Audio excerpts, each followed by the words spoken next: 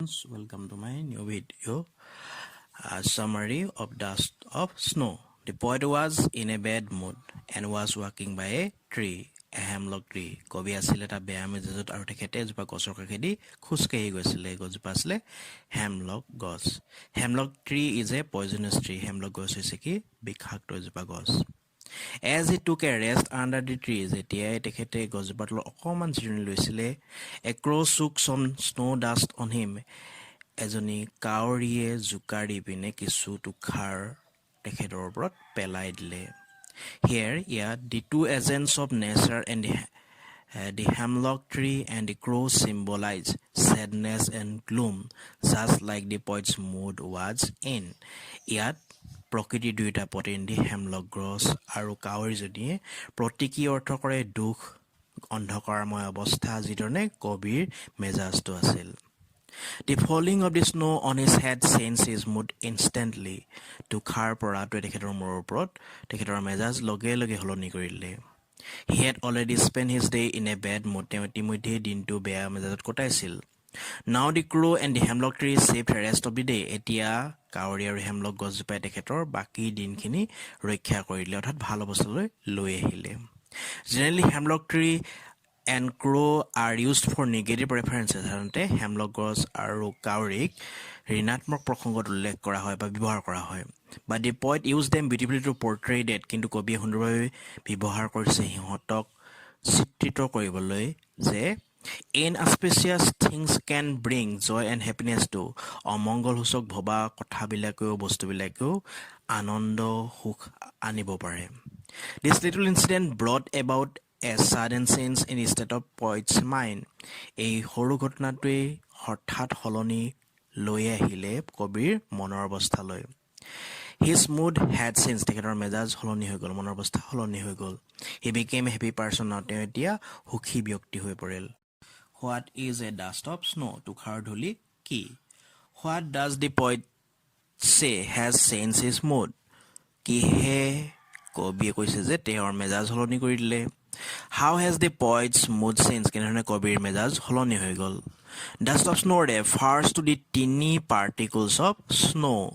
Dust of snow অৰ্থাৎ তুষাৰৰ ধূলিয়ে উল্লেখ কৰে অতি ক্ষুদ্ৰ কণা তুষাৰৰ The particles are so small, কণাবিলাক ইমানেই বেছি সৰু that poet refer to them as dust. কবিয়ে সিহঁতক উল্লেখ কৰিছে ধূলি বুলি The poet was in a sad mood when particles of snow had fallen on him. কবিয়ে দুখী মেজাজত আছিলে যেতিয়া তুষাৰৰ কণাবিলাক তেখেতৰ ওপৰত পৰিলে They changed the poet's mood immediately. ই লগে লগে সলনি কৰিলে কবিৰ মেজাজ And his rest of the day became positive for him. আৰু দিনটোৰ বাকীখিনিতে তেওঁৰ কাৰণে যোগাত্মক হৈ পৰিল তেওঁৰ মন ভাল হৈ গ'ল আৰু কামত তেখেতে আগবাঢ়ি যাব পাৰিলে How does frost present nature in this poem? কবিয়ে প্ৰকৃতি কেনেদৰে উপস্থাপন কৰিছে কবিতাটোত Or how has the poet observed nature in the poem Dust of Snow? কেনেধৰণে কিয় লক্ষ্য কৰিছে প্ৰকৃতি কবিতাটোত The poet has observed nature as a positive medium of change for him. কবিয়ে লক্ষ্য কৰিছে প্ৰকৃতিক এটা যোগাত্মক মাধ্যম পৰিৱৰ্তনৰ তেওঁৰ কাৰণে The poet had been in sorrowful and depressive mood at first. কবি আছিল দুখ লগা আৰু হতাশাজনক মেজাজত প্ৰথমতে While going by a tree গছৰ কাষেদি যাওঁতে a crow shook snow dust off on him. তেখেতৰ ওপৰত কাউৰীজনীয়ে কি হয় তুষাৰ পেলাই দিলে It changed his mood. ই সলনি কৰিলে তেখেতৰ মনৰ অৱস্থা It saved his rest of the day. ই ৰক্ষা কৰিলে তেখেতৰ দিনটোৰ বাকী সময়খিনি Nature gave him the inspiration to behave in a positive manner rest of the day. প্ৰকৃতিয়ে তেখেতক প্ৰেৰণা দিলে আচৰণ কৰিবলৈ যোগাত্মক ধৰণে দিনটোৰ বাকী সময়খিনি What are the birds that are usually named in poems? কোনবিলাক চৰাই সাধাৰণতে কি হয় কবিতাত উল্লেখ কৰা হয় Do you think a crow is often mentioned in poems? তুমি ভাবা নেকি কাউৰী প্ৰায় উল্লেখ কৰা হয় কবিতাবিলাকত What image কি প্ৰতিচ্ছবি come to your mind তোমাৰ মনলৈ আহে when you think of a crow কাউৰী এজনীৰ বিষয়ে যেতিয়া ভাবা Birds like pigeon, cuckoo, sparrow, nightingale and peacock are more than often named in poems. এনেকুৱাবিলাক চৰাই সাধাৰণতে উল্লেখ কৰা হয় নাম দিয়া হয় Unlike these birds, এইবিলাক চৰাইৰ নিচিনা নহয়. Crows are often seen as the indicators of doom and fear. কাউৰীবিলাকক চোৱা হয় প্ৰায়ে নিৰ্দেশক কিহৰ কয়ামত বা নাশ বা ধ্বংসৰ আৰু ভয়ৰ. They are often used for negative references. সিহঁতক প্ৰায়ে উল্লেখ কৰা হয় ব্যৱহাৰ কৰা হয় ঋণাত্মক প্ৰসংগত. What is a hemlock tree? Hemlock গছ কি হয়? Why does not the poet write about a more beautiful tree such as maple or an oak or pine? কিয় তেখেতে ধুনীয়া গছৰ বিষয়ে উল্লেখ কৰা নাই বা লিখা নাই? যেনেকৈ মেপল হ'ব পাৰে oak. The hemlock tree is a poisonous tree. Hemlock গছ হৈছে কি বিষাক্ত গছ. The poet does not mention a more beautiful tree such as maple, oak or pine because he wants to indicate a sad scene. তেওঁ ধুনীয়া গছৰ বিষয়ে উল্লেখ কৰা নাই কিয় তেখেতে নিৰ্দেশ কৰিব বিচাৰিছে ইণ্ডিকেট কৰিব বিচাৰিছে এটা দুখ লগা দৃশ্য. He was in a sad mood. তেখেতে এটা দুখ লগা মেজাজত আছিল. Being poisonous, বিষাক্ত হৈ, a hemlock tree is considered bad. Hemlock গছক কি হয় বিবেচনা কৰা হয় বেয়া বুলি. And so he refers to it. আৰু সেইকাৰণে তেখেতে ইয়াৰ বিষয়ে উল্লেখ কৰিছে. What do the crow and hemlock represent? কাউৰী আৰু হেমলক গছে কি উপস্থাপন কৰে? জয় or sorrow, আনন্দ নে দুখ? What does the dust of snow that the crow shakes off a hemlock tree stand for? Hemlock tree অৰ্থাৎ গছজোপাৰ পৰা কাউৰীয়ে জোকাৰি পেলাই দিয়া ডাষ্ট অফ স্নোৱে কি উপস্থাপন কৰে কি উল্লেখ কৰে বা কি বুজায়? Both crow and the hemlock tree represent sorrow. কাউৰী আৰু হেমলক গছজোপাই উপস্থাপন কৰে যন্ত্ৰণা বা দুখ. Frost has used both the negative creatures as the carriers of positivism and strength that transformed his day for the better. Froste ব্যৱহাৰ কৰিছে দুইটা ঋণাত্মক প্ৰাণী কি হয় কিহৰ বাহক হিচাপে কেৰিয়াৰ হিচাপে যোগাত্মক কথাৰ বাহক আৰু শক্তিৰ বাহক যি সলনি কৰি দিছে তেখেতৰ দিনটো ভালৰ কাৰণে. The poet wants to be away from the general ideas we have about certain agents of nature. কবিয়ে বিচাৰিছে আঁতৰি যাবলৈ সাধাৰণ ধাৰণাৰ পৰা যিবিলাক আমাৰ আছে কিছুমান প্ৰকৃতিৰ প্ৰতিনিধিৰ বিষয়ে. He has tried to make us understand that we see the world not as how it is. তেখেতে চেষ্টা কৰিছে আমাক বুজাবলৈ যে আমি পৃথিৱীখন চাওঁ যি ধৰণে এইখন হয় তাৰমানে কি যি ধৰণে এইখন নহয় পৃথিৱীখন যেনেকুৱা তেনেকুৱা আমি ইয়াক নেদেখো প্ৰকৃততে. But as how we want to see it, কিন্তু আমি যেনেধৰণে বিচাৰো তেনেকুৱা ধৰণৰহে ইয়াক আমি দেখো. Does the crow and the hemlock tree together made his day better? এই ধৰণে কাউৰী আৰু হেমলক গছজোপাই একেলগে তেখেতৰ দিনটো ভাল কৰিছে. The dust of snow stands for joy. আৰু তুষাৰৰ ধূলিখিনিয়ে উপস্থাপন কৰিছে আছে আনন্দৰ কাৰণে তাৰমানে কি বুজায় আনন্দ. The crow and the hemlock tree are generally considered to be inauspicious and ominous symbols. কাউৰী আৰু হেমলক গছক সাধাৰণতে বিবেচনা কৰা হয় অমংগলসূচক বা বেয়া প্ৰতীক হিচাপে. Does the poet use them so? কবিয়ে সিহঁতক তেনেধৰণে ব্যৱহাৰ কৰিছেনে? The crow and the hemlock tree do not represent cheerfulness or brightness. কাউৰী আৰু হেমলক গছে উপস্থাপন নকৰে আনন্দ বা উজ্জ্বলতা. Both of them are generally considered to be inauspicious. সিহঁতৰ দুইটাকে সাধাৰণতে বিবেচনা কৰা হয় অমংগলসূচক. But the crow causes the dust of snowfall on the poet. কিন্তু কাউৰীয়ে কৰিছে তুষাৰৰ ধূলি কাৰ ওপৰত কবিৰ ওপৰত পেলাই দিছে. This has changed the poet's sad mood to a happy mood. এইটোৱে সলনি কৰিছে কবিৰ দুখ লগা ভাৱটোক বা মেজাজটোক ভাল লগা বা সুখজনক মেজাজলৈ. The feeling of cheerfulness replaces the feeling of regret. আনন্দৰ ভাৱটোৱে স্থান সলনি কৰি দিছে অতৰাই দিছে খেদ প্ৰকাশ কৰি থকা ভাৱটো.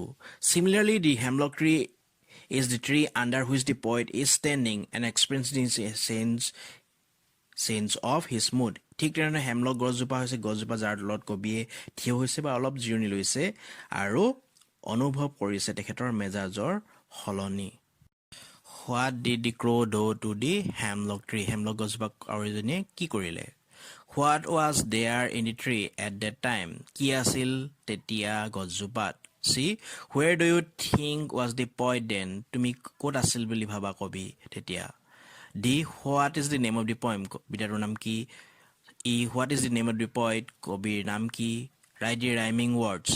That is crow, me. এই দুটা শব্দৰ rhyming word.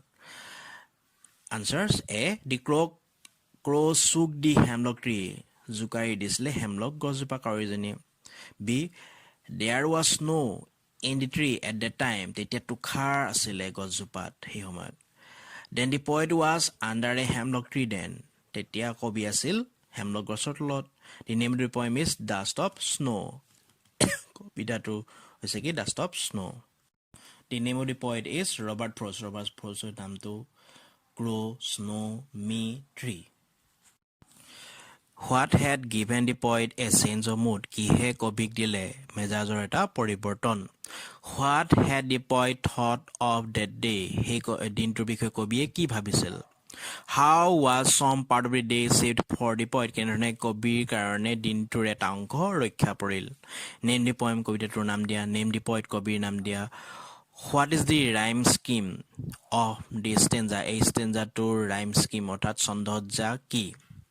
The falling of dust of snow on the poet had changed his mood. তুষাৰৰ ধূলি পৰাটোৱে কবিৰ মেজাজ সলনি কৰি দিছিলে. He had felt sad about that day. তেওঁ দুখ অনুভৱ কৰি আছিলে. But the fall of the dust of snow changed his mood. কিন্তু তুষাৰৰ ধূলি পৰাটোৱে তেখেতৰ মেজাজ সলনি কৰিলে. He stopped ruining the day and his mood changed. তেখেতে খেদ প্ৰকাশ কৰি থকা অনুশোচনা কৰি থকাটো বন্ধ কৰিলে দিনটোৰ কাৰণে আৰু তেখেতৰ মেজাজ সলনি হৈ গ'ল. কবিতাটোৰ নাম হৈছে Dust of Snow. কবি হৈছে ৰবাৰ্ট ফ্ৰষ্ট. ৰাইম স্কিম হৈছে A-B. How did the crow come and sit on the tree? কেনেধৰণে কাউৰীজনী আহিছিলে আৰু গছৰ ওপৰত বহিছিলে? What kind of tree it was? কি ধৰণৰ গছ আছিলে? Where was the poet standing and what happened to him? ক'ত কবিয়ে থিয় হৈ আছিল আৰু তেওঁৰ কি ঘটিছিল? Where was the poet sitting? ক'ত কবিয়ে বহি আছিল? Answers A. All of a sudden a crow came from nowhere and sat on the hemlock tree. হঠাতে এজোপা কাউৰী ক'ৰ পৰা আহিছিল ধৰিব পৰা নাই, nowhere, আৰু তেখেতে বহিছিলে গছজোপাত, hemlock গছজোপাত. B. It was a poisonous tree named hemlock. ই আছিল বিষাক্ত গছ যাৰ নাম আছিল hemlock. The poet stood under the hemlock tree where fine dust of snow was falling on him from above. তেখেতে গছজোপাৰ তলত থিয় হৈছিলে য'ত তেখেতে ওপৰত পৰিছিলে ওপৰৰ পৰা তুষাৰৰ ধূলি. The poet was sitting under a hemlock tree. কবি আছিল বহি hemlock গছজোপাৰ তলত. অৰ্থাৎ তেখেতে যেতিয়া গৈয়ে আছিলে ৰাস্তাৰে hemlock গছজোপা দেখি তাৰ তলত অলপ সময় থিয় হৈছিলে, অকণমান বহিছিলে, তাৰপিছত আকৌ আগবাঢ়ি গৈছিলে. Why did the poet's mood change? কিয় কবিৰ মেজাজ সলনি হৈ গৈছিলে? How did the poet feel in the end? শেষত কবি কেনেকুৱা অনুভৱ কৰিছিলে?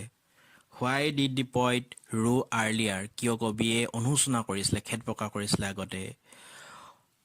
What does the poet mean when he says that he had saved some part of the day? কবিয়ে কি অৰ্থ কৰিছে তেতিয়া তেওঁ কৈছে যে তেখেতে ৰক্ষা কৰিছিল দিনটোৰ কিছু অংশ? Answers A. The falling of fine dust of snow on his body shared the mood of the poet. তুষাৰৰ সৰু সৰু কণাবিলাক পৰাটোৱে তেখেতৰ শৰীৰত আনন্দিত কৰিছিলে কবিৰ মনটোক, মেজাজটোক. Earlier the poet felt deeply sad that the whole day had been wasted. আগতে কবিয়ে গভীৰভাৱে দুখ অনুভৱ কৰিছে যে গোটেই দিনটো অবাবতে গ'ল, এনে নষ্ট হৈ গ'ল. The poet felt happy in the end. কবিয়ে শেষত সুখ অনুভৱ কৰিছে, আনন্দ অনুভৱ কৰিছে. The poet has saved some part of the day as he did not waste the time in repenting and regretting. কবিয়ে দিনটোৰ কিছু অংশ ৰক্ষা কৰিলে যিহেতু তেখেতে অবাবতে সময় নষ্ট নকৰিলে, খেদ প্ৰকাশ কৰি বা অনুশোচনা কৰি. Where was the crow sitting? ক'ত কাউৰীজনী বহি আছিলে? The crow was sitting on a hemlock tree. কাউৰীজনী বহি আছিলে hemlock গছৰ ওপৰত. What did the crow shake down on the poet? কাউৰীজনীয়ে জোকাৰি পিনে কবিৰ ওপৰত কি পেলাই দিছিলে? He shook down snow on the poet. তেখেতে জোকাৰি কবিজনৰ ওপৰত কি হয় তুষাৰ পেলাই দিছিলে. In what mood was the poet before falling of snow on him? তুষাৰ তেওঁৰ ওপৰত পৰাৰ আগতে কবিৰ কি মেজাজত আছিলে? He was in a sad mood. তেখেতে দুখী মেজাজত আছিলে. What type of plant is a hemlock tree? hemlock tree কি ধৰণৰ উদ্ভিদ হয়? It is a poisonous plant with small white flowers. ই হৈছে বিষাক্ত উদ্ভিদ সৰু সৰু বগা ফুলেৰে সৈতে. What fell on the poet from the hemlock tree? Hemlock গছৰ পৰা কবিৰ ওপৰত কি পৰিছিল? The fine particles of snow fell on the poet from the hemlock tree. তেখেতৰ ওপৰত কি পৰিছিল? তুষাৰ সৰু কণা পৰিছিল. How did the dust of snow affect the poet? কেনেধৰণে তুষাৰৰ ধূলিয়ে তেখেতক প্ৰভাৱিত কৰিলে? It changed the poet's mood. কবিৰ মেজাজ সলনি কৰি দিলে. Who is the poet of the poem Dust of Snow? Robert Frost. What is the underlying message for us in our hectic life with reference to the poem Dust of Snow? কি আছে, কি হৈছে, অন্তৰ্নিহিত বাৰ্তা বা কথা আমাৰ কাৰণে, আমাৰ অতি ব্যস্ত জীৱনৰ কাৰণে, কিহৰ প্ৰসংগত? কবিতাটোৰ প্ৰসংগত. অৰ্থাৎ কি বুজাব বিচাৰিছে আমাক? What is the central idea of the poem Dust of Snow? মূল ভাৱ কি? What does the poet want to convey through the poem Dust of Snow? Dust of Snow কবিতাটোৰ যোগেদি কবিয়ে কি প্ৰকাশ কৰিব বিচাৰিছে? In the poem Dust of Snow, the poet wants to convey that sometimes certain moments or actions which are simple have larger significance. কবিতাটোৰ যোগেদি কবিয়ে উল্লেখ কৰিব বিচাৰিছে, প্ৰকাশ কৰিব বিচাৰিছে, কেতিয়াবা কিছুমান মুহূৰ্ত বা কাৰ্য যিবিলাক সৰল হয়, কি আছে? বৃহৎ তাৎপৰ্য আছে, অৰ্থ আছে. They can change the mood or life of a person. সিহঁতি এজন ব্যক্তিৰ মেজাজ বা গোটেই জীৱনটোকে সলনি কৰি দিব পাৰে. The crow shakes down dust of snow on the poet. কাউৰীজনীয়ে জোকাৰি পেলাই দিছে তুষাৰৰ কণা কাৰ ওপৰত? কবিৰ ওপৰত. It inspires and gives him the idea to give up his depressive thought. ই প্ৰেৰণা দিছে আৰু তেখেতক কি কৰিছে? ত্যাগ কৰাইছে ধাৰণা, তেখেতৰ হতাশাজনক চিন্তাৰ. It also inspires him to become cheerful and do something useful rest of the day. ই তেখেতক প্ৰেৰণা দিছে আনন্দিত হ'বলৈ আৰু কিবা প্ৰয়োজনৰ কাম কৰিবলৈ দিনটোৰ বাকী সময়খিনি.